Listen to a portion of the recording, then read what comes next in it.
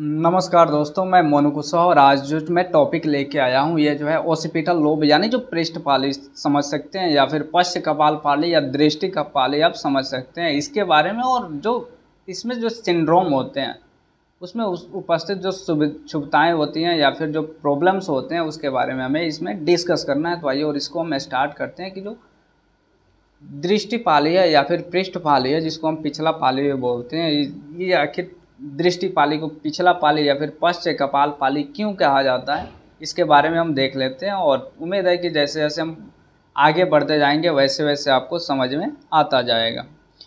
जो दृष्टिपाली होते हैं या फिर पृष्ठपाली होते हैं ये जो प्रमस्तिष्क गोलार्धों के पिछले भाग में अवस्थित होता है, इसलिए हमको इसको पृष्ठपाली कहते हैं। इसके जो है ना भीतरी या फिर जो मेडियल हिस्से में एक दरार जिसे हम पैरेटो ऑसिपिटल दरार कहा जाता है द्वारा स्पष्ट रूप से क्या होता है, ये सीमांकित होता है। पार्श्विक या उत्तल सतहों पर दृष्टिपाली में कोई स्पष्ट सीमांकन नहीं होता है तथा पश्च कपाल पाली नीचे एवं शंख पाली के साथ तथा ऊपर से जो पश्च कपाल पाली के साथ मिला हुआ होता है।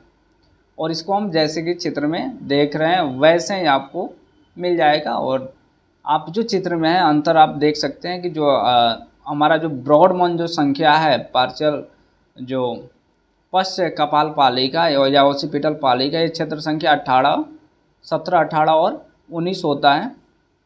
पश्च पाली में ब्रॉड मान क्षेत्र संख्या 17 जो है ये मुख्य दृष्टि क्षेत्र कहलाता है। इस क्षेत्र को रेखित या धारीदार क्षेत्र भी कहा जाता है क्योंकि जब इसे काटा जाता है तो कटे भाग धारीदार दिखाई देते हैं। इस क्षेत्र में अक्षीय पटल के दृष्टि ग्राहक से सूचनाओं को रिले करने वाले तंत्रिकीय तंत्र जो है आकर समाप्त हो जाते हैं। इस क्षेत्र का जो किनारा है ये कालकेरिन फिशर जो मूलतः गोलार्ध के मेडियल पहलू पर अवस्थित होता है, इससे सटा होता है। यह गोलार्ध के पश्च छोर से भी जुड़ा होता है। क्षेत्र संख्या 17 क्षेत्र संख्या 18 से जो है ये घिरा हुआ रहता है। जो पारारेखित क्षेत्र होता है यह क्षेत्र संख्या 18 जो है ये 19 से घिरा हुआ होता है, जो पारारेखित होता है जिसका किनारा जो है शंख पाली तथा भीतीय पाली से जुड़ा हुआ होता है। ब्रॉड का जो क्षेत्र संख्या 18 को गौण संवेदी क्षेत्र कहा गया है और ऐसा विश्वास किया जाता है कि इसका मुख्य कार्य जो है दृष्टि सूचनाओं को संयोजित करना तथा उसका विस्तारण करना होता है। इस क्षेत्र में जो है गोलार्ध के अन्य क्षेत्रों के साथ बहुत सारे अंतर गोलार्धीय जो तंतु संबंध भी जो होते हैं ये पाए जाते हैं।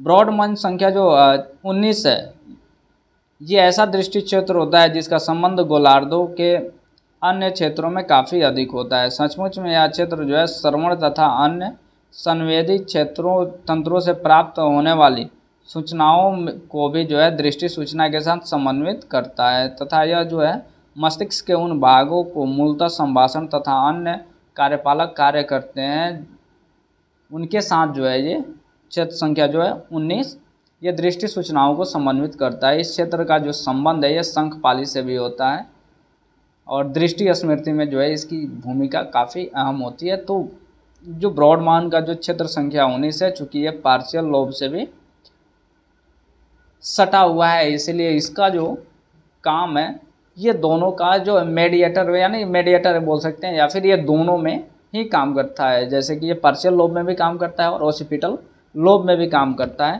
भाई और जो इससे जो चुभताएँ क्या क्या होती है जब इसमें संलक्षण होता है यानी कि जब ओसिपिटल लोब जब सिंड्रोम में जो चुभताएँ होती है वो क्या क्या होती हैं, तो आइए और इसके बारे में हम देख लेते हैं ताकि आपको बेहतरीनता से ये चीज़ें समझ में आती चली जाएँ। दृष्टि प्रत्यक्षण की जो है इसमें अनियमितताएँ हो जाती है।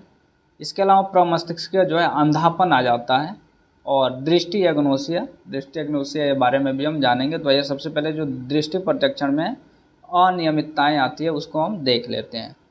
कुछ अध्ययनों से स्पष्ट हुआ है कि दृष्टिपाली में क्षति उत्पन्न हो जाने से व्यक्ति में दृष्टि अवस्थिति, दृष्टि उन्मुखता, गहराई प्रत्यक्षण तथा रंग के प्रत्यक्षण से संबंधित अनियमितताएँ उत्पन्न हो जाती है। ऐसे व्यक्ति किसी वस्तु का सही स्थिति की पहचान नहीं कर पाते हैं। हुएल तथा बीजेल ने प्रयोग के आधार पर यह बतलाया है कि व्यक्ति में दृष्टि क्षेत्र में ब्रॉडमैन क्षेत्र संख्या 17 जब क्षतिग्रस्त हो जाता है तो व्यक्ति किसी उद्दीपक की स्थानिक उन्मुखता तथा उसकी क्षैतिज या लंबिया झुकाव की पहचान नहीं कर पाता है। इस तरह से कुछ लोगों ने अपने अध्ययन के आधार पर यह दिखलाया है कि द्विपार्श्विक दृष्टिपाली क्षति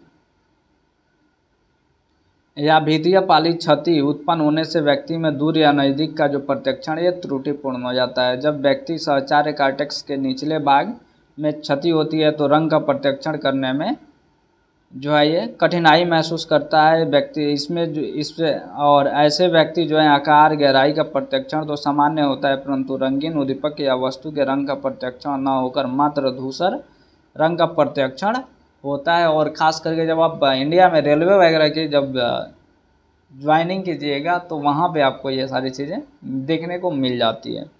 इसके बाद आता है प्रमस्तिष्कीय अंधापन, सेरेब्रल ब्लाइंडनेस। इसके बारे में हम पढ़ चुके हैं, एक अलग वीडियो बनाया है इस पर, तो आप जाके वहाँ पे भी देख सकते हैं। लेकिन यहाँ पे हम थोड़ा सा इसके बारे में देख जरूर लेते हैं। प्रमस्तिष्कीय अंधा में रोगी का है जो व्यक्ति के पश्च प्रमस्तिष्कीय धमनी संकीर्ण हो जाता है, जिससे रक्त की आपूर्ति है बृहत मस्तिष्क के पश्च क्षेत्रों में बाधित हो जाती है। चूँकि जो है मुख्य दृष्टि कॉर्टेक्स पश्च क्षेत्र में अवस्थित होता है, इससे इस क्षेत्र में भी रक्त आपूर्ति बाधित हो जाती है और व्यक्ति में जो है अंधापन उत्पन्न हो जाता है। तीसरा जो है ये है दृष्टि एग्नोसिया। यानी जब दृष्टि एग्नोसिया है तो इसका मतलब ये है कि व्यक्ति को देखने में प्रॉब्लम होगा। एग्नोसिया का मतलब ही यही हो जाता है। दृष्टि एग्नोसिया से तात्पर्य जो है दृष्टि तंत्र द्वारा बिना किसी मानसिक हरास या मुख्य संवेदी हरास के किसी वस्तु को पहचानने में असमर्थता से होता है। सचमुच में एग्नोसिया जैसे पद का प्रतिपादन सिगमंड फ्रायड द्वारा 1891 में किया गया।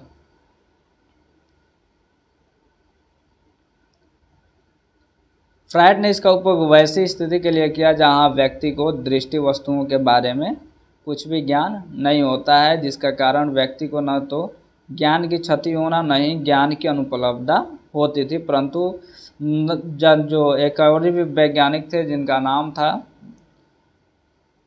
हेनरिक लिसाउर, इन्होंने एक प्रयोग किया और बताया कि एग्नोसिया के दो प्रमुख प्रकार होते हैं। पहला है संप्रत्याशित जो है एग्नोसिया और दूसरा है सहचर्यात्मक एग्नोसिया। और जो है एग्नोसिया के कई सारे प्राप्त जो है टाइप्स होते हैं। न्यूरोमनोवैज्ञानिक तथा दृष्टि तंत्रिका विज्ञानियों द्वारा एग्नोसिया के उपयुक्त सामान्य प्रकार के अलावा कुछ वैसे विशेष तरह के अन्य प्रकारों की जो है चर्चा की गई है और उनका पठन स्वतः प्रमस्तिष्कीय दृष्टि कॉर्टेक्स में किसी न किसी प्रकार की क्षति बतलाई गई है। ऐसे विशिष्ट प्रकारों में 6 महत्वपूर्ण है, जिसमें दृष्टि वस्तु एग्नोसिया है, समकालिक एग्नोसिया है, दृष्टि स्थानिक एग्नोसिया है और एक है प्रोसोपैग्नोसिया है, रंग एग्नोसिया है तथा एग्नोसिक एलेक्सिया है। और इनका वर्णन भी किताब में दिया गया है, तो आप वहाँ पे जाके देख सकते हैं। लेकिन आइए और इसके बारे में भी थोड़ा थोड़ा जान लेते हैं इन 6 प्रकारों में। जिसमें वस्तु दृष्टि एग्नोसिया में व्यक्ति जो है वस्तुओं को देखकर पहचान नहीं कर पाता है, परंतु उनको स्पर्श करके पहचान लेता है। दूसरा है समकालिक एग्नोसिया। इस एग्नोसिया में जो है ये ऐसी स्थिति से होती है जिसमें व्यक्ति एक समय में एक उद्दीपक से अधिक जो पहलू का जो है प्रत्यक्षण नहीं कर पाता है। और तीसरा जो है ये प्रोसोपैग्नेसिया है। ये इसका जो है तात्पर्य चेहरे के एग्नोसिया से होता है।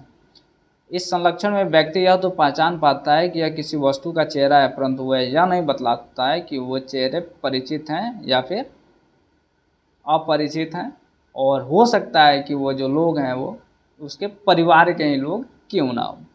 चौथा जो है रंग एग्नोसिया। इसमें क्या है कि रंग जो व्यक्ति में है रंग पहचानने से है दोष जो वो उत्पन्न हो जाते हैं। पांचवा जो है ये एग्नोसिक एग्नोसिया है। इस तरह के संलक्षण में रोगी को लिखित चीज़ों को पढ़ने में कठिनाई होती है, अर्थात वह बिना किसी तरह के डायस्फिया जो मूलतः संभाषण या लिखने की विकृतियों से संबंधित होता है कहीं शब्दों को नहीं पहचान पाता है। और तो ये था हमारा प्रॉब्लम। और ख़ास करके जब दृष्टि एग्नोसिया या फिर यूँ कहें तो जो हमारा ऑसिपिटल लोब सिंड्रोम के प्रकार या फिर कौन कौन से जो है प्रॉब्लम्स खड़े होते हैं, और ये हमने इसको समझा। उम्मीद है आपको समझ में ज़रूर आया हो गया। तो इसके बाद है ना पूरा वीडियो तो आपने देख लिया, कमेंट में ज़रूर बताना कि वीडियो कैसा था।